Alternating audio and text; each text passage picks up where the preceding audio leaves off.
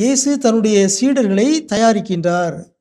நான் உங்களை விட்டு போகிறேன், நான் உங்களுக்கு ஒரு துணையாளரை அனுப்புவேன், இன்னும் கொஞ்ச நாள் தான் நான் உங்களோட இருப்பேன் என்றெல்லாம் இயேசு அவர்களை தன்னுடைய பாடுகளுக்கும் உயிர்ப்புக்கு பிந்தைய வாழ்வுக்கும் அவர்களை ஆயத்தப்படுத்துகின்றார். அப்படி பேசும்போது சீடருடைய மனதில் குழப்பம் ஏற்படுகிறது. 16-18 இந்த சிறிது காலம் என்பது என்ன?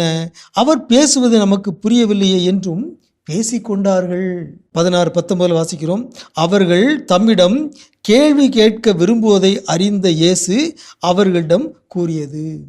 இதுதான் நம்ம கவனிக்க வேண்டிய சொல். அவர்கள் தம்மிடம் கேள்வி கேட்க விரும்புவதை அறிந்த இயேசு அவர்களிடம் விளக்கி பேசுகிறார். ஆகவே அவங்க கேட்பதற்கு தயங்குகிறார்கள், ஆனால் அவங்க கேட்க விரும்புகிறார்கள்.